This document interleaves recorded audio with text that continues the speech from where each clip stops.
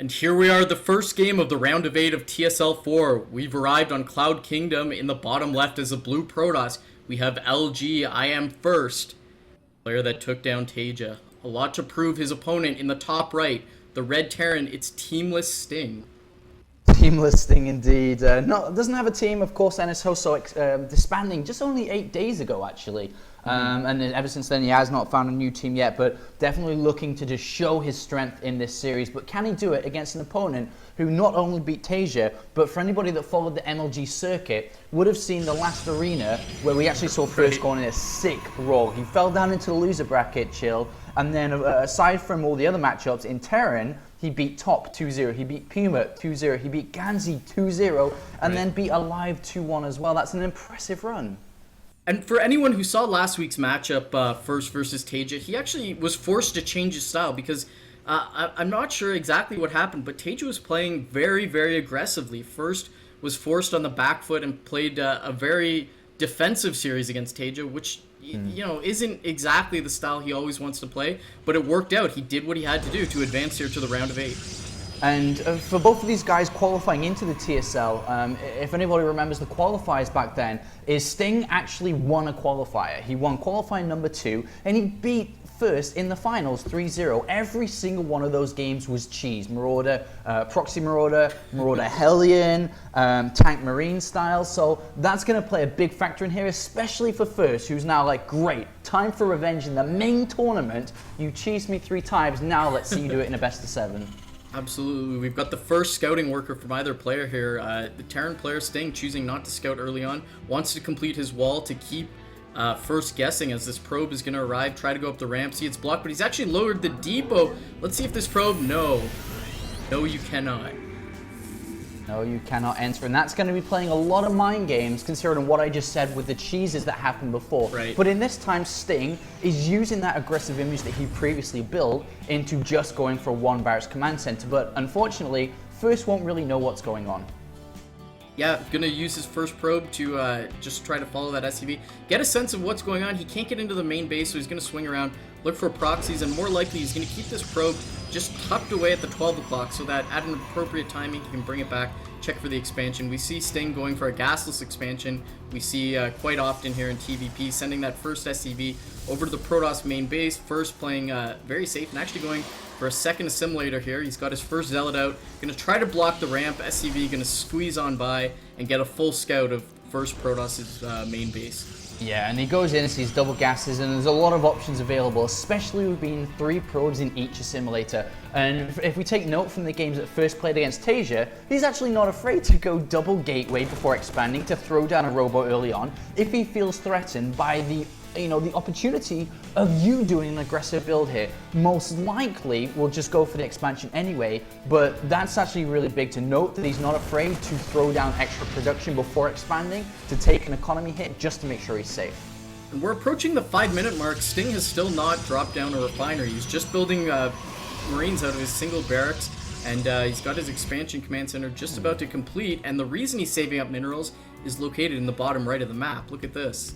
Yeah, a proxy command center. This is incredible here, and it's especially going against an opponent who thinks of you as an aggressive player, considering you cheesed him 3 times in the last final you played. Is look at First what he's doing. He's gone robo first, then gateway. It's not really aggressive here. This is actually just super defensive, super safe. And I would not be surprised if he just followed up with a Nexus on the low ground in a few moments' time. And the economy Sting's gonna have is insane, because how often in any Protoss versus Terran game do you see a random scout in the bottom right? Yeah, exactly. Even in the mid game when it's viable to take that expansion, these corner expansions go very unscouted for long periods of time. We can see now Sting is following up very standardly, adding 2 barracks and 2 refineries. He's landing his expansion orbital. He's pushing out with his Marines to gain a little bit of map control. He wants to control the Zelnog watchtower to see what's going on. And yeah, First is proceeding as normal. He wants to get his observer out to be safe, as you mentioned, and now proceeding with the Nexus. But I mean, he's just started his expansion, and Sting is just morphing his 3rd base into an orbital. Yeah, and right now, even though Sting's gone for this crazy economy build, he doesn't have any benefits from it yet. It's going to take quite a while to actually kick in with everything, because right now he's actually open to a lot of timings. Of course, because he doesn't have stim, he doesn't have upgrades or anything alongside the normal timings. But what first, if he is at the player that everybody's expecting him to be today, as he enters these bases, if he can, the observer gets picked off. And I was going to say, if he entered in there and saw how late everything was, he could probably piece the puzzle together and say, wait a minute, you know, you've got a chunk of minerals and resources missing, and could have maybe scouted for that. But upon that observer going down, this makes things really difficult.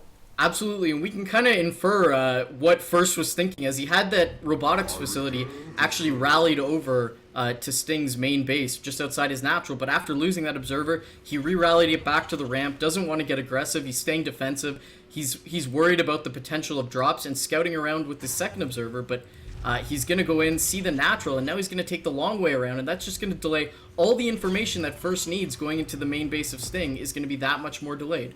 Yeah, this sucks so hard for First, who, you know, just played very safe, accepted what could have come, and now he sees the worst of it. You know, it's still going to be very difficult to know if things are missing. But at a pro level that First is at, I think he can still tell, because right now things should have almost been finished. Like that factory, if this was a regular one barracks expansion play, should be finished. And I think that's why the probe, look at the probe on the left-hand side. He's checking up the top left, I wonder if he's going to go down to the bottom right too, because he is so smart that he has that sense that something is wrong. Yeah, something doesn't make sense, and First is pushing out to control the middle of the map. We've got Sting trying to get his Marines back and forth to check for observers, and now pulling everything back. He's got these two bunkers. I'd be very surprised if First tried to crash the natural, but that looks like what may be coming here. Yeah, and I don't think I mean, it could work actually, considering that Stim's not done for another 40 seconds here. But behind it, the robotics bay is down, so there is 100% a follow-up plan. An aggressive pylon has been planted down on the left-hand side here, but I really don't think this is possible to break, especially with the third bunker coming down. SCV's already in position. Immortal just taking some shield damage there is going to cancel the third bunker. Third bunker is going to be rebuilt a little bit farther back under the protectful, watchful eye of those other two bunkers. And now Sting is really starting to get his macro going. We can see a bit of a supply disparity beginning to form as he jumps up to 92 supply versus 80. And as you mentioned, with the follow-up plan from First, I don't believe he will continue to attack here, but you just get the feeling that he knows something doesn't make sense, and that's why he's out in the middle of the map with his army. Yeah, but the problem is that it's really skewed from a Protoss perspective now, is you don't know how long exactly he held stuff inside the main base for, which could result in the economy not weighing up correctly, which could be the reason why he hasn't checked in the bottom right. But look, he's going to do it. He is going to check in the bottom right, and immediately upon seeing this, he's got to, you know, be thinking like, oh my god, I got economy cheese, which is of course the, you know, the other side of aggressive cheese here. And let's see how he reacts, because, you know, Sting has held this bottom right base for long enough that it's kicked in, and he may have the army advantage if they go to push out. First Medevac's now coming out for Sting, with only the first Colossus out for First, and, you know, not that much of an army to back it up. I'd be really, really concerned for him if he was pushing out in the center of the map. It looks like he's also concerned, going to pull back and just sit at his choke for a little bit, build up, and then decide what does he do from here. To be honest, I don't think it's possible to actually punish that right now with the army he has. I mean, he's trying to build a pylon so he can sneak some zealots in, but if he goes now, he only has one Colossus. It doesn't have thermalites quite yet. 1-1 is not done either, compared to +1 that is done for Sting. We'll see if he can punish it though, because imagine if that Colossus walks by itself on the right-hand side. If he messes up force fields, then that entire army is gone. So it's a big risk to go, and I think the best option, to be honest, is just to fall back, take a third base, and say, "Great, well played. You abused me. You know, you've taken this great lead, but I'm going to play from behind, and I'm still better than you. That I can do that." Yeah, and you know, First may be able to pull Sting back and forth by putting some zealots into the third base as he is, and then counterattacking on another location. Sting trying to control this bottom right, and look at this. He's actually just going to give it up. He's going to say, "I can't beat 2 Colossi with Thermal Lance. I've dropped all my mules here." Look how many minerals are missing from the majority of these patches. These 2 close patches are almost completely mined out. His mules have been dropped on those. He's just going to give it up. And look at the supplies, Apollo. Yeah, it's so good for right now. And to be honest, giving it up is not a problem. Because of course he's just mined so much, he's going to expand at the 3 o'clock position anyway and just continue mining. But right now, because of how long that was left alone, the production is set up nicely. Double starport is set up nicely. The only thing that's really missing is 2-2, which has to start immediately right now. Otherwise he will fall behind in upgrades, and it should start, and we do see it starting now. As 2-2 on the way for First 2, but the army advantage is so heavy for Sting right now. He's just got such a lead because of this, going unscouted for so long. Yeah, and I think this is going to be a very scary timing coming up for Sting as he starts to really add Vikings to his production. We do have Blink completed for first, so he'll be able to counter that. But his Stalker count, isn't really that high. It looks like in his main army he's only got 6 Stalkers thus far. Of course, he's going to be able to add to that. But with 5 Vikings out right now for Sting, he'll be able to push. He'll be able to push first, where he wants him. Push him left, push him right. And with this third now completed, this would be a beautiful timing if Sting chooses to take it. Yeah, Sting actually has a timing, as you were saying, before Storm is ready. As that third base is done, is the time when Storm is going to be on its way, or the Templar Archive, should I say. There's a massive opportunity here, especially look at the Viking count here. If he brings down the Colossus, there's no area of effect damage, there's nothing to protect this third. Oh, this is getting dangerous for first, and he realizes it, trying to move back and forth, Sting up the ramp. Now putting up the Guardian Shield and putting a wall of force fields as the Vikings start to go to work to take down one Colossus. Second one now being focused as the Stalkers try to blink forward and focus down on the Vikings, but there's just so many Vikings taking down the Colossi, and Sting will not be denied. A final Colossus trying to join the army and trying to deal damage from a protectful western post, but it's not going to happen, and Sting is just going to crash through.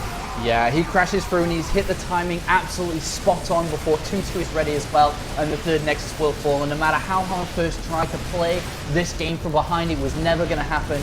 And to be honest, Sting not only out-mind-gamed his opponent, he executed the finale, the timing push, exactly how it was meant to go down. Right. And this is a well-deserved win here by Sting. Yeah, absolutely. As you said, he hit the timing correctly, and he controlled his units very nicely. And there's the GG. First forced to tap out in game number 1, and